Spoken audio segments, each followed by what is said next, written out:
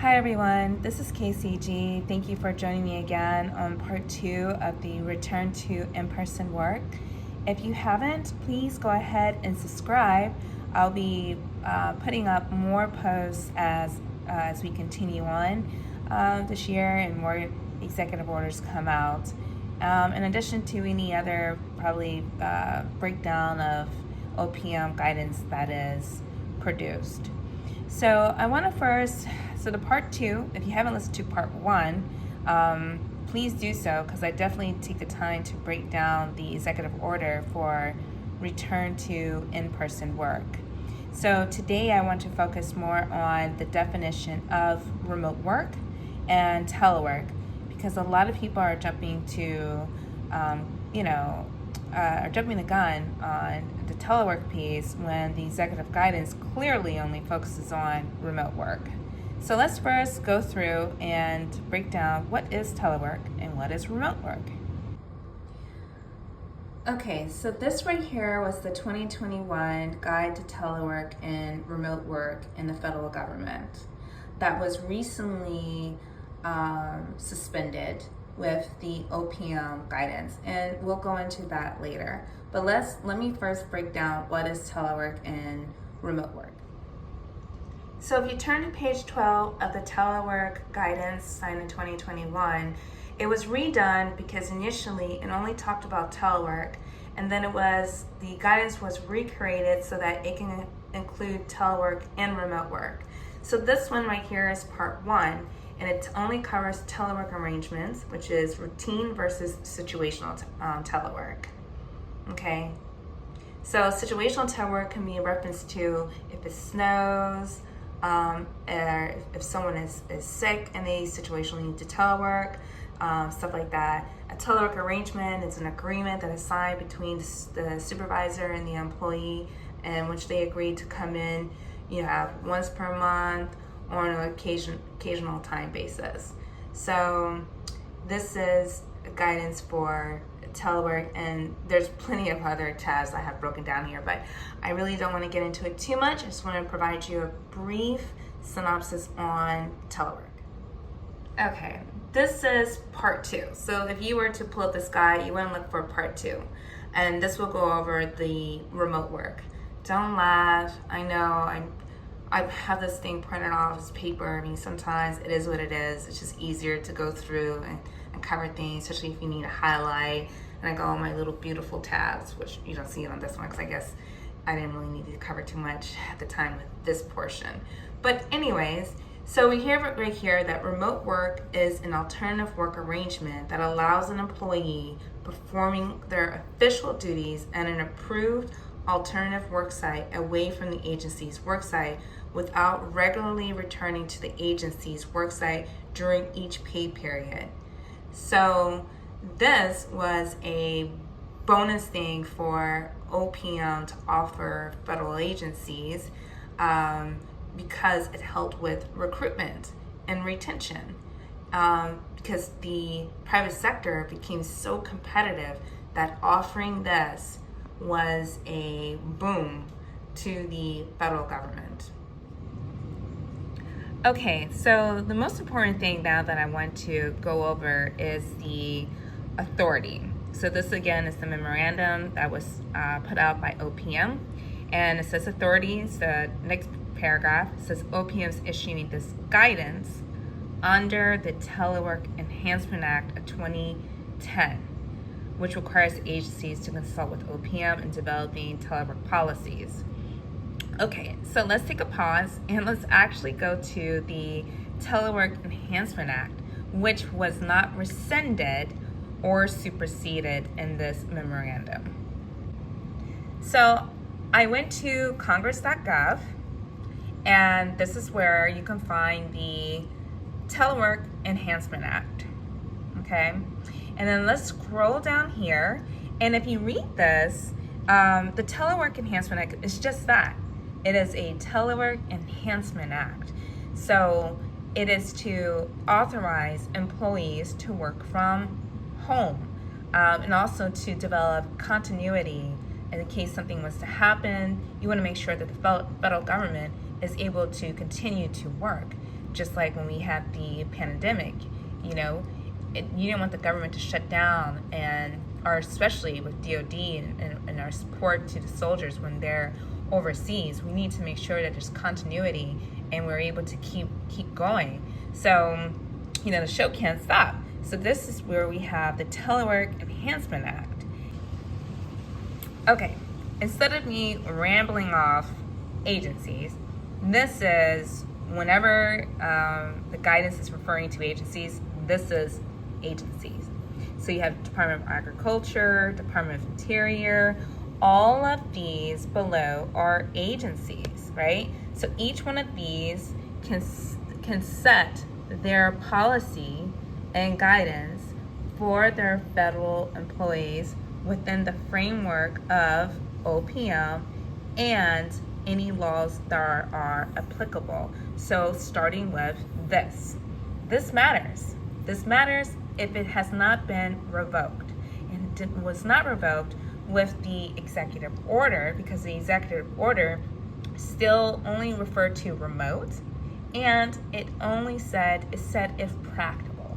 So if it wasn't practical, and also the executive order gave the responsibility back to the agency, okay?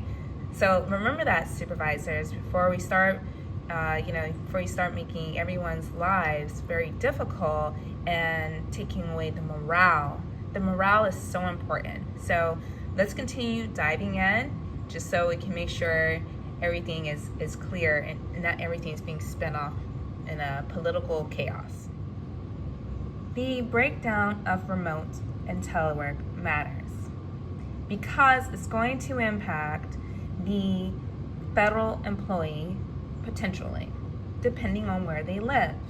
So I went to the OPM website, and right here is the general schedule. This general schedule is the pay table, and the pay table is based upon where you live, or it can be for the rest of the United States. Okay, so if an employee is remote, and let's say their office building is in DC, but they're remote in Florida, well, that's going to make a huge difference.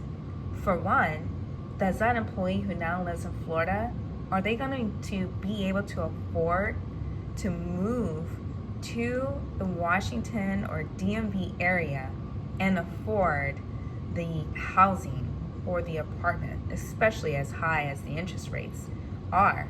Okay, and then you got to think about the quality of life. This area alone has tremendous traffic.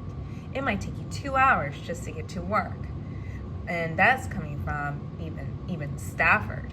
If you don't have to jump in the HOV, in which even the HOV has its increase in cost just to get on there to make it to work in a reasonable time. So you want to ask yourself, is it practical? And is it needed based on the employee's position description? And are they performing? If they're performing and you have no issues, then I believe that it is safe to say that they can still remain in their current posture. If an employee is remote and they live in, let's say, North Carolina. So let's go down to North Carolina. I thought I saw it. Here we go. Let's go to North Carolina. Okay.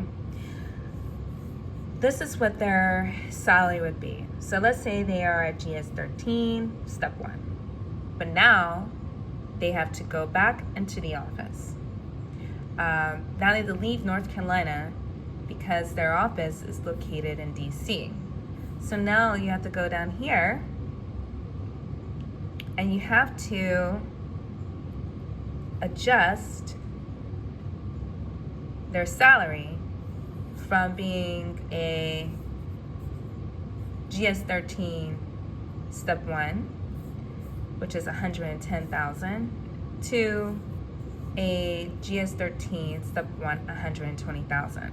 Okay, for you might say, oh, that's great. That person is going to get a $10,000 increase.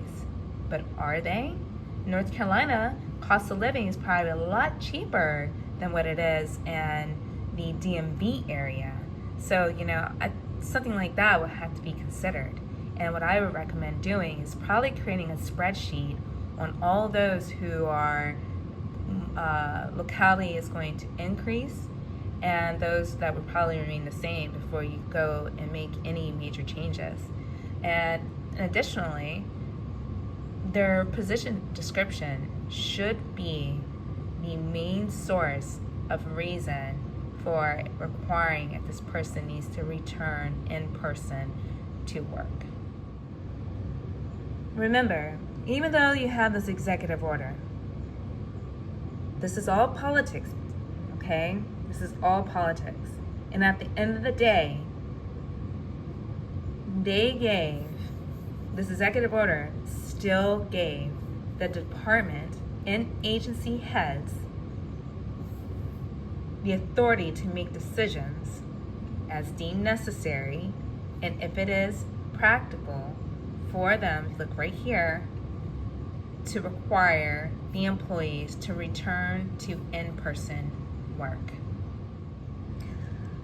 Okay, I will do a third video, a part 3, in regards to the Office of Personnel Management Memorandum, and we will go into the background and further do further analysis on everything, and to see how that impacts the employees and how that impacts the agencies and how it is in line with current laws and regulation. So please stay tuned, please subscribe. I want to just break everything down instead of just putting everything into one video, just in case if you don't want to watch the entire video, just be more organized, and my goal is not to make these too long. So thank you again. This is KCG. I'm not a lawyer. I do have a paralegal background, but I definitely have years of experience being an HR advisor. So I'm happy to provide any guidance, and if you have any questions, please feel free to drop any comments. I think later on I'll find a way if you want to email me directly if you need any further guidance for your individual needs for further assistance. Thank you so much. Have a nice day.